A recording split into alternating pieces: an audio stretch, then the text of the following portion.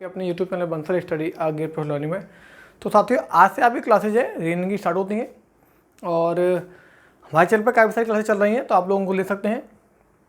और आज की क्लास में रीजनिंग की है, जिसमें हम पहला चैप्टर शुरुआत करने वाले हैं सिलोगिज्मी, है ना। कथन एंड निष्कर्ष। क्या कथन और निष्कर्ष, देखो इसका मतलब कथन और निष्कर्ष। स्लोगन के अंदर आता है कथन होता है, statement and conclusion.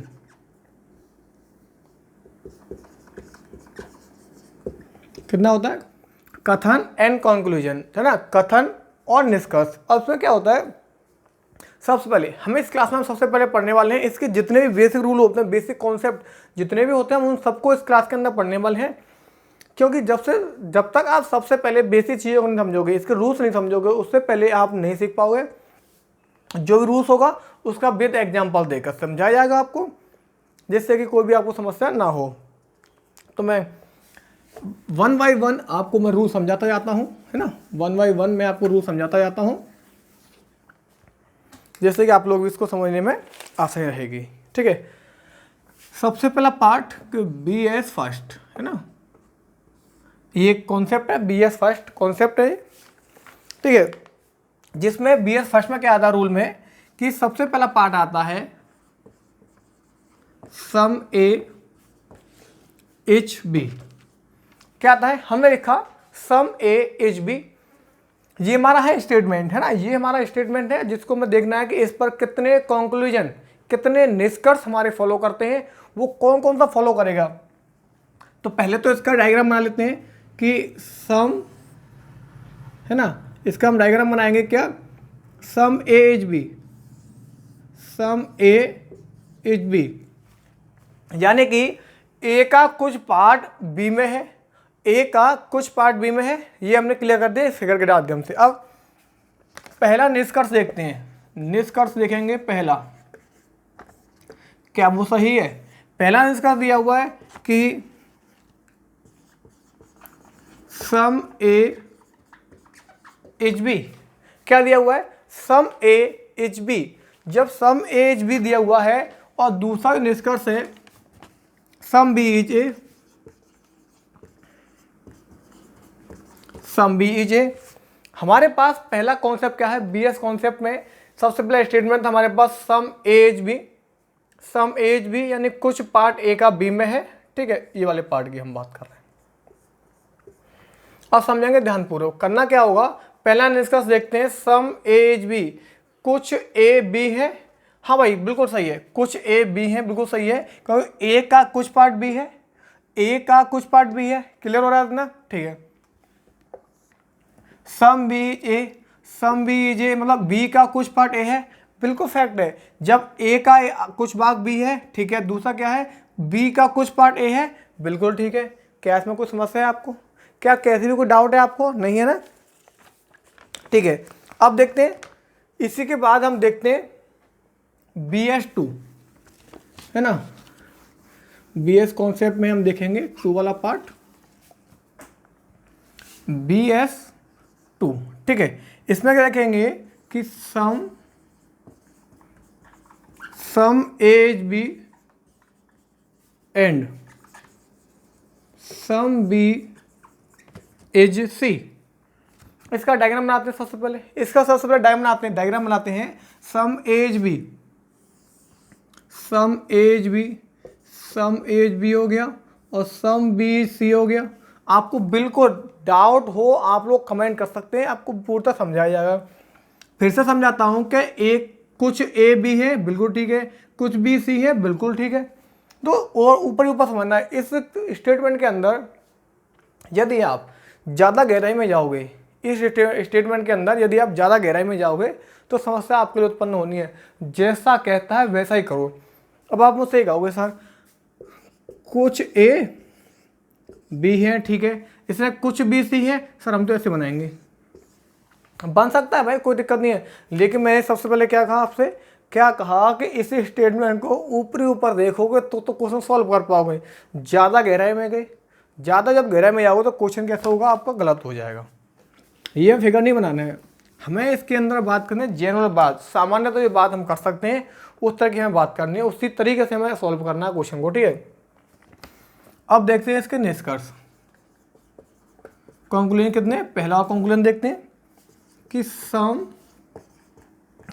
As B, दूसरा दिया हुआ है सम बी इज ए, तीसरा दिया हुआ है सम बी इज सी, और दिया हुआ है सम सी is B.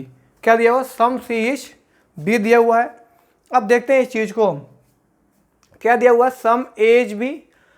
Some as B बिल्कुल सही है, क्योंकि ए का कुछ पार्ट तो ऊपर ही क्या दिया है, some B is A, some B is A, ये भी ठीक है, क्योंकि ए का कुछ भाग बी है और द्वारा कहा है बी का कुछ पार्ट ए है, वो ठीक है। Some B is C, some B is C यानी बी का कुछ पार्ट सी है ना, है तो है, ये है तो है ना, तो सही कर देंगे।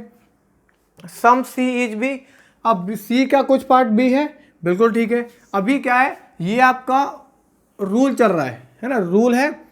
इस स्टेटमेंट के ऊपर जितने भी कथन फॉलो करते हैं, जितने भी कथन फॉलो करते हैं, उन चीज को आपको यहाँ पे वेरीफाई करके दिखाया जा रहा है कि किस प्रकार से आप लोग ये फॉलो करते हैं, ठीक है। अब जैसे मान लीजिए इसमें पांचवा हमने कह दिया कि सम ए सी, और छठवां कह दिया सम सी इज ए। अब ये दो और लिख दिए हमने, तो सम ए सी, क्या कुछ ए सी है, आपको दिख रहा है क्या, कुछ ए सी। जब ए का संबंध बी से है, बी का सी से है, जब ए का कोई संबंध सी से नहीं है, ए का कोई संबंध आपस में नहीं है, तो कुछ वाली कंडीशन कैसे वेरीफाई हो जाएगी, गलत हो जाएगा ना, गलत होगा कि नहीं, ठीक है। अब सम सी is A, some C is a. अब एक चीज देखो, पहले बताया है कि जब ए और सी का आपस में कोई संबंध नहीं है, तो सम वाला केस ए और सी का कैसे बन जाएगा, नहीं बनेगा, तो कैसा हो जाएगा, गलत हो जाएगा।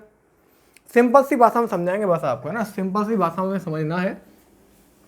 अब देखते हैं BS3, ठीक है। अब इसे BS3 से देखते हैं, चलिए साथियों BS3 के नाम से देखते हैं। तीसरा पार्ट क्या है, ऑल P इज Q। इसके जो निष्कर्ष है पहला देखेंगे, तो इसका डायग्राम बनाते हैं। ऑल P इज Q, और दिया है क्या, कुछ नहीं दिया, all P is Q, all P is Q, ये दिया डायग्राम, ठीक है। अब देखते हैं इसके निष्कर्ष क्या क्या बन सकते हैं। इसमें दिया हुआ है all P is Q, all P is Q। दूसरा है some A is some P is Q, some Q is A। Fourth वाला दिया हुआ है ऑल Q इज P, ठीक है। अब देखते हैं भाई कैसा आता है। पहला स्टेटमेंट देखते हैं, है ना, निष्कर्ष all P is Q, all P is Q, ठीक है, क्योंकि ये तो वेरीफाई कर रहे हैं। सम P इज Q। अब एक चीज मैं आपको समझाऊं, यहाँ समझने वाली बात ये है कि देखो इसमें क्या करना है, जब पूरा पार्ट P का Q है, तो क्या कुछ पार्ट Q नहीं हो सकता है, क्या कुछ पार्ट Q नहीं हो सकता है, ये बताओ। इसके अंदर ध्यान रखना, जब सभी पार्ट P के Q हैं, तो कुछ पार्ट भी Q हो सकते हैं, ये आपको रूल को राइट करना है। जब पूरे पार्ट की बात कर रहे हैं, पूरा हक हमारा, तो P का जो भी धन है वो Q के पास है सारा, तो क्या हम ये नहीं कह सकते कि P का कुछ धन Q है, नहीं कह सकते। जब पूरे पे अधिकार है तो कुछ पे तो अधिकार होगा ही होगा, ऑलरेडी होगा, ठीक है। Some Q is A, some Q is A, बिल्कुल ठीक है, some Q is P, some Q is P है, बिल्कुल ठीक है, क्योंकि Q का कुछ पार्ट P है, कोई डाउट वाली बात नहीं है, है ना, कोई डाउट वाली बात नहीं है, सही है। All Q is P, all Q is P, क्या सभी Q P है, क्या सभी Q P है, लेकिन ये क्लियर है कि सभी P जो है Q है, क्या Q का जो हिस्सा है क्या P के अंदर आ सकता है, पूरा आ सकता है, नहीं आ सकता, तो ये गलत हो जाएगा, तो ये गलत हो जाएगा। इसमें और स्टेटमेंट दिए। अब नेक्स्ट वाला देखते हैं। तो एक बार रुकिएगा, बस एक बार मैं चेक करता हूँ कि कोई समस्या आप लोगों को तो नहीं हो रही है। चलिए दोस्तों कंटिन्यू करते हैं आगे। ठीक है, आगे कंटिन्यू करते हैं।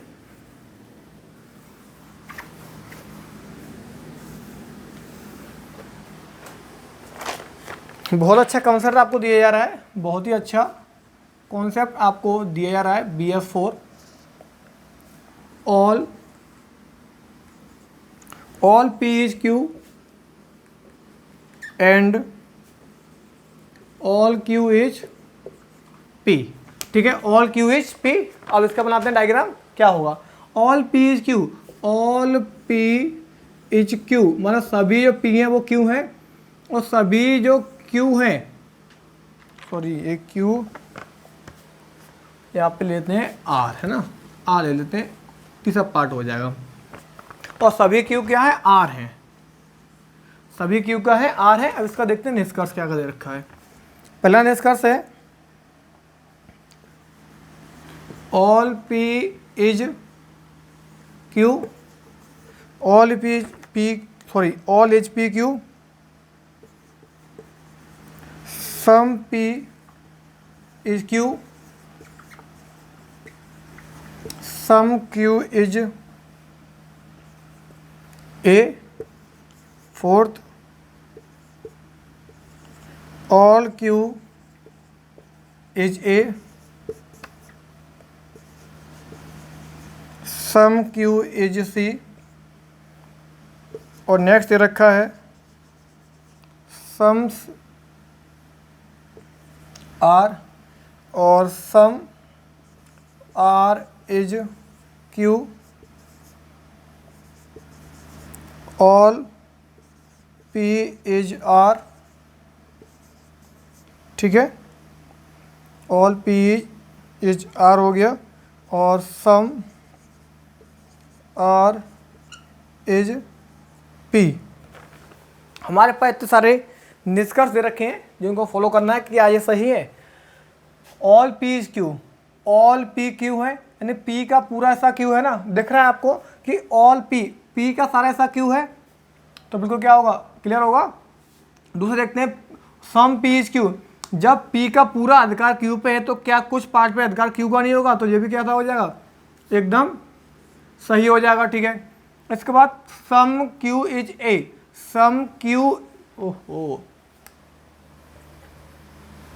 ये A कहाँ से आ गया भाई, A नहीं, ये P और ये P। अब ऐसा A भी चलता रहता है तो इसलिए थोड़ा सा क्या है।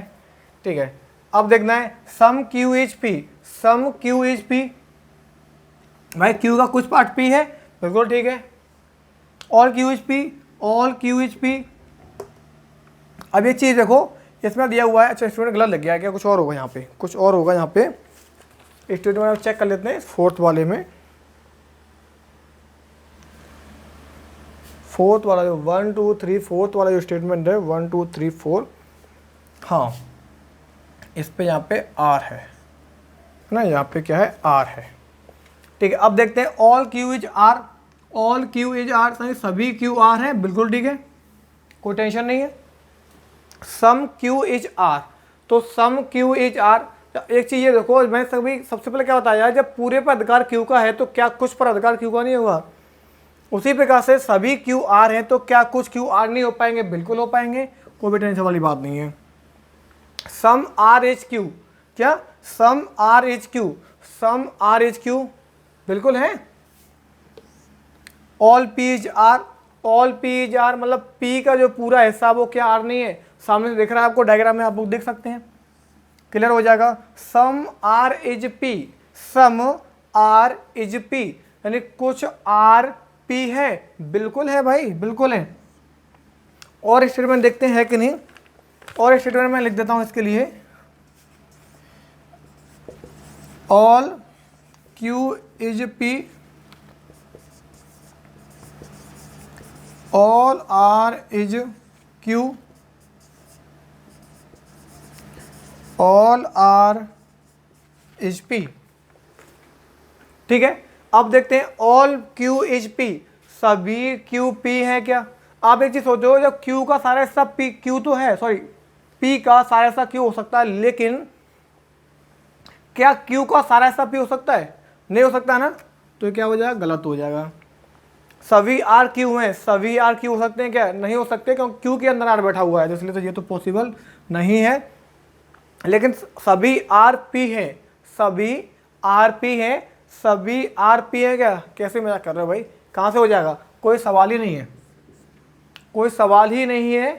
तो आप लोग देख पा रहे होंगे ये जो क्लासेज के अंदर मैंने आज BS4 तक कराया और BS5 हम नेक्स्ट क्लास में पढ़ेंगे।